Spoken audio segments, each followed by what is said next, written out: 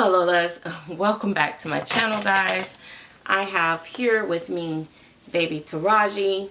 If you guys don't know, she is the Mealy Sculpt by Duval. Turn this way, babe. Do you not want to look? So she is not really interested in being here with you guys today. Sorry. I know that might sting a little, but she's not a fan of people. Like, if you notice, she do not make eye contact because she does not like people. So yeah,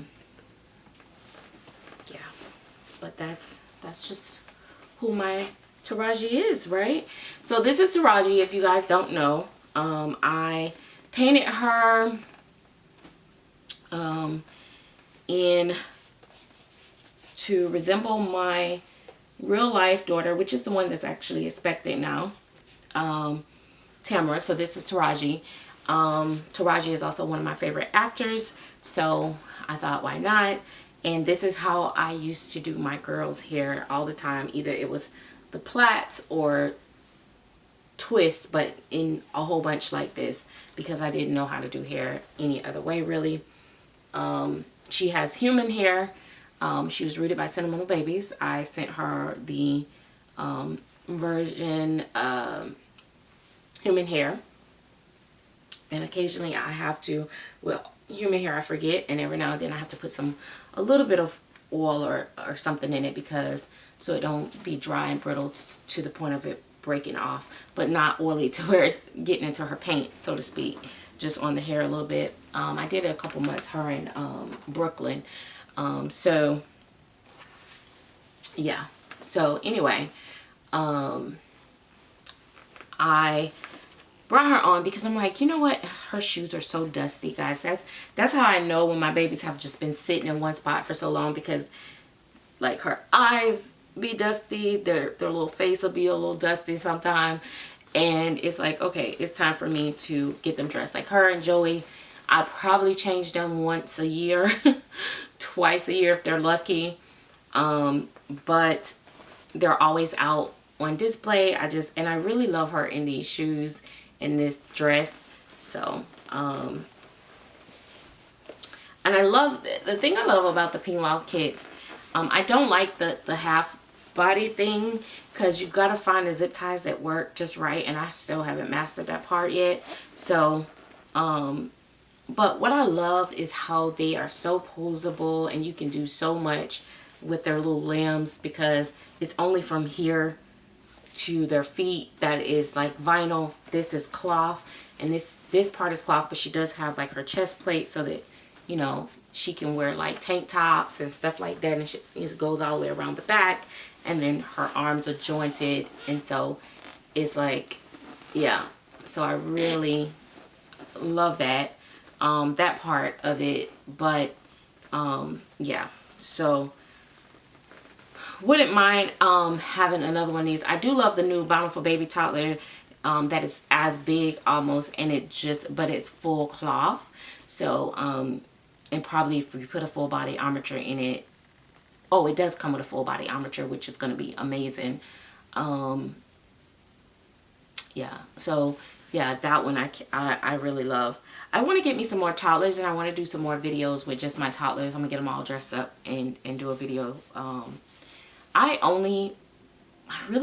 guess you don't count like Brooklyn as a toddler. She's just like a to me, like more like a 10-month-old or something like that. 10 month to a year old baby, like but like Taraji, I thought she was gonna be more like a 5-year-old, but I would say she's more like 3 and a half. And Joey is younger. He looks younger. I think Joey is more like 2. So I would say Taraji is 3 and a half. Joey is 2. Brooklyn is getting ready to turn 1.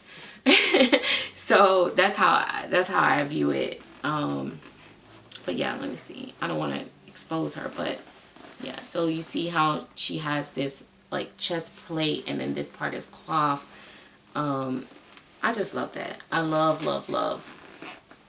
And she feels so nice to hold. Even though she's a big baby, I guess because of the cloth, like they're so cuddly to actual hold. So she's actually one of the babies that I really, I didn't put armatures in her, but Joey, when I bought Joey has a full body armature, so he can stand and all that and stuff with, you know, you got to place him right and you have to have on the right shoes. But she is like, she feels like amazing to like hold and stuff. And so I could do tons of videos with her all day and be like, yeah. But yeah, she is, like I said, she doesn't like, you know, people touching her, or she doesn't like really doing a whole lot of eye contact type stuff. But she is such a sweetheart. She's not a people person. Nope. But she plays with the other kids. She doesn't talk much.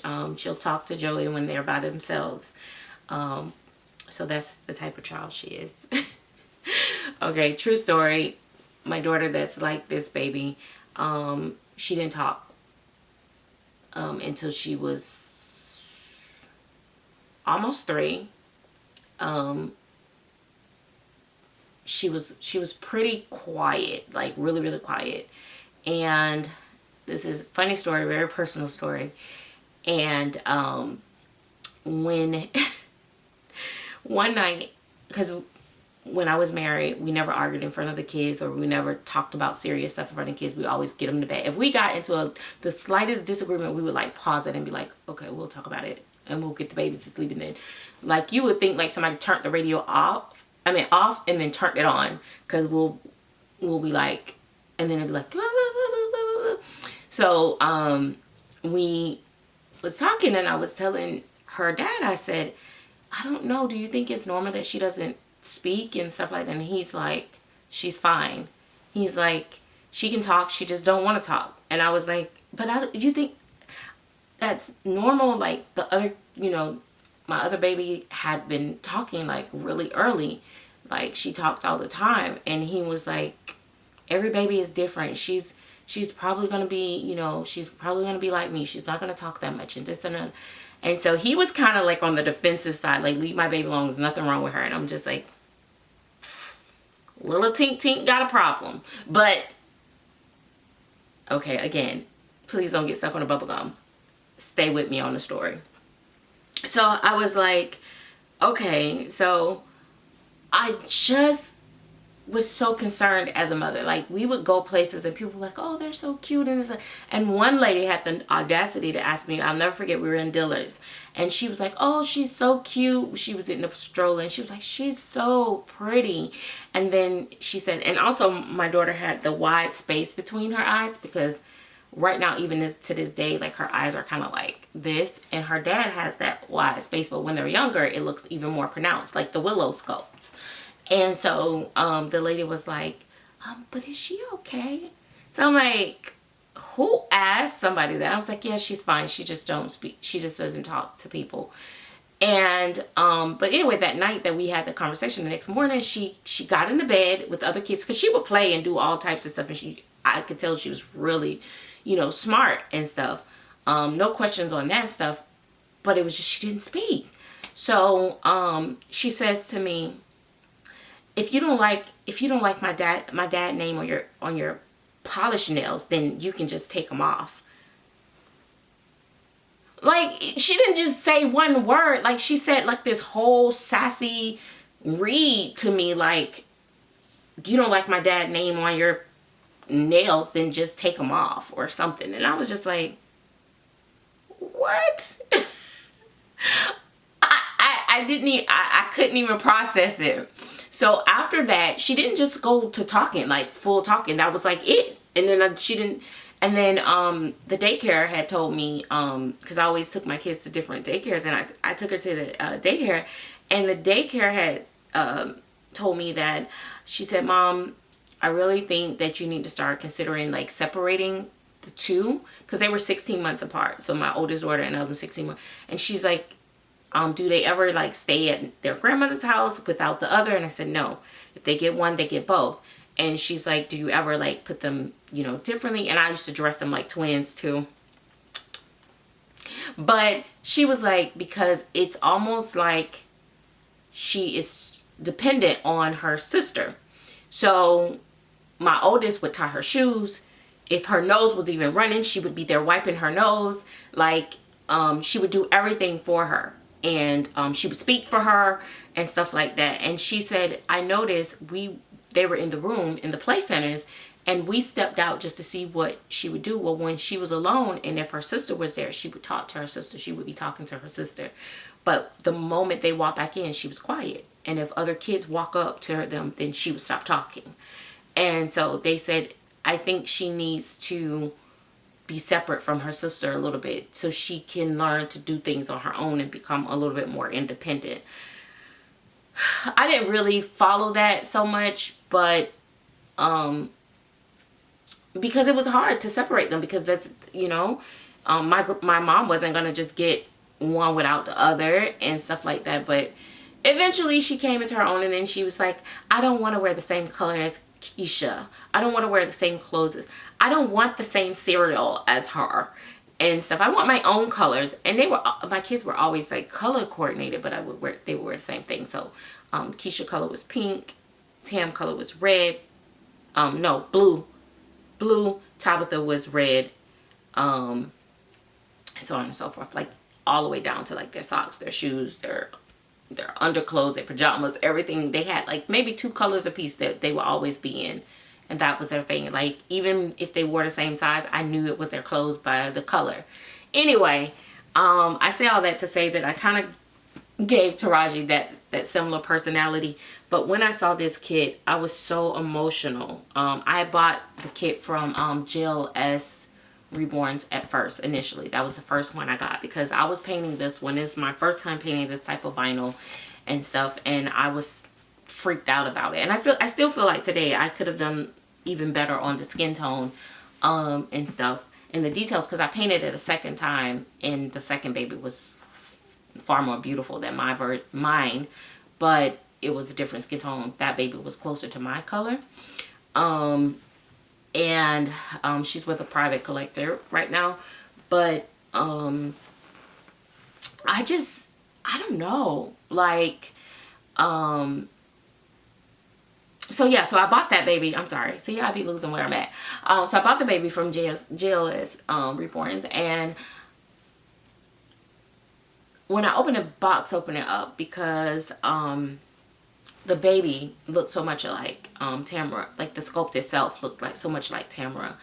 And you know how it is in life with kids. And I was so raw and so emotional during that time. I actually had to cut up the box opening and like clip it and edit parts out. I cried so hard. So when I say these dolls can evoke so much emotions, it wasn't like a portrait of my baby, because she wasn't the skin tone and stuff, but the sculpt itself is crazy. Like, how much this sculpt reminds me of my daughter. Riri Nursery has another one, minus the freckles. I think the skin tone might be even a little bit more like my daughter too, and I'm always like keeping an eye on that one in her nursery. But yeah, I forget that I have 2 of this sculpt in here, because Joey looks so different from her to me. But this is a sculpt that I feel like I could have like a whole bunch of them, just because it just reminds me of my daughter so much. I've only had a few sculpts or babies that have came into my nursery that made me emotional, though.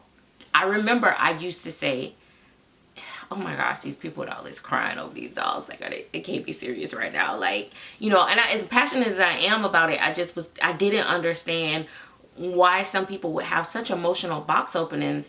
Like, I could understand happy tears and happy joy and stuff like that, but it was just like some people just really would just bawl in their box openings. And then I had a couple that had that effect on me, and I was like, oh my gosh, you know. And then, you know, those are the moments where you kind of like, I overthink things a lot. I'm kind of like, why am I so emotional about these dolls?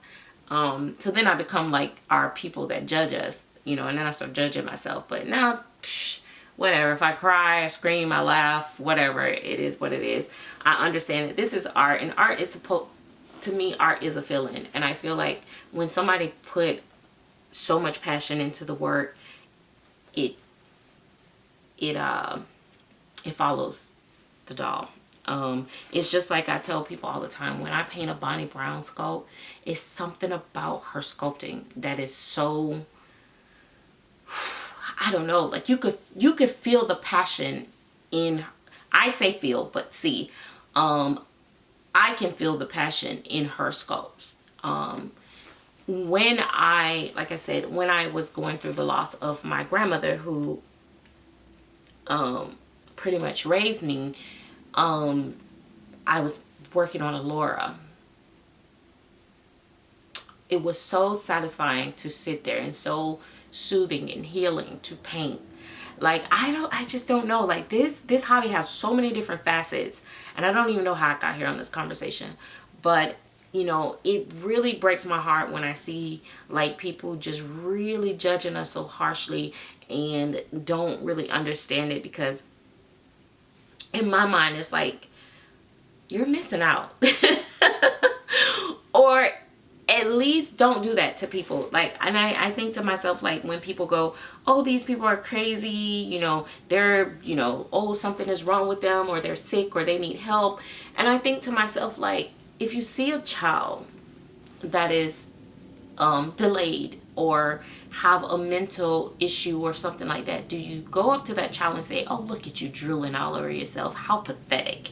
Like, do you do that? Or do you look at them and say, oh, I wonder what their story is. Oh, sweet baby, or poor baby. Like, so if you see someone, an adult that you feel is struggling with something, that's your natural reaction to taunt them. It really be like, what does that say about that individual? So, you know, when I start looking at it from that perspective, I'm like, okay, they just need some healing in their life. But yeah, but anyway, me and one of my friends talk about this often. Like, they're like, oh, our hobby is starting to get more exposure, and some people think that's great, we're gonna have more buyers. And some of my friends say, no, I don't really like it because it's intrusive. They're coming into our hobby to attack, make fun of us, and take away our peace. And so I'm like, I'm kind of on the fence. Like, yep, it has its pros and cons. I also, like I said, I do feel like we have already like a new breed of collectors that are here for different reasons. And so it's changed the vibe and the energy in the industry, but it's not necessarily always bad. So I always try to find the positive in it. But yeah, I don't know, guys. But anyway, I don't know how I got here, but we're here now.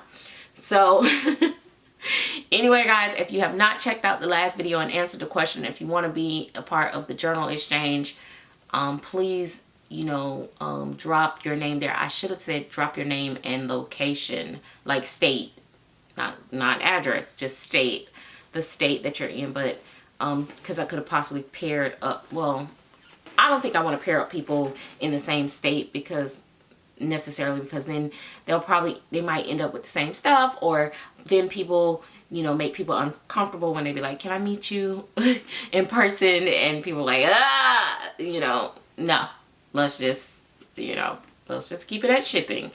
So I don't know about that part. So the state is irrelevant. Yeah. So we'll leave it at how it is. But anyway, guys, thanks for watching again. I hope you guys are able to come and follow along and join me and the others in the next upcoming live streams. Again, once again, I'm going to say this one more time. If you guys want to be a part of the panel and jump on the live with me and answer some community questions and give your perspective and your view on some of the questions that I have of, you know, ongoing situations that happen in our community, feel free to write me privately. I am going to start, you know, setting up dates and times and doing like fun discussion panels where we talk about, you know, community topics and just have fun with it that way. It's not going to necessarily be like a long drawn out thing, but nothing messy. We don't want to do nothing that is going to cause more drama in the community, but maybe awareness, maybe just getting, you know, where other people are coming from on certain topics or issues. Because there's times where I am so strong about how I feel about something and somebody give me their perspective and their reasoning behind it, and I'm like, got a good point there. So anyway, once again, thank you guys for being the most amazing Lolas. Oh, and the baby shower. Baby shower is September the 25th. We haven't set the time yet. We did plan in that almost 4-hour live some of the things of what we're going to do, the games. We picked the games. Now me and my daughter is also picking out, getting ready to get our gift boxes together, and we're going to send, they're going to be like a couple pre-gifts that's going to be sent out to the people who has already volunteered to play the games live in the baby shower. So we're gonna have fun. You know, we're gonna have fun. My daughter is actually expecting a real baby, so there's that. You know what, I don't know if I said it to where I did a video where I linked to their baby registry, and like I said, you don't have to send anything, but I don't know if I put it where it shows up in every one of my my videos or not. But there's that. And then we got so much stuff going on because, baby, guess who birthday is coming up? Mine. We gotta have a birthday party with the babies, and I didn't buy myself a doll for my birthday. I got me something else, which is non-doll related. So so anyway, and that is why I have been trying to sell my monkey, because I probably should have bought it, but I did. Anyway, bye. I'll be on here for a whole hour. If not, I talk too much. That's why we was on the live for 4 hours, right? See you guys later. Thanks for watching.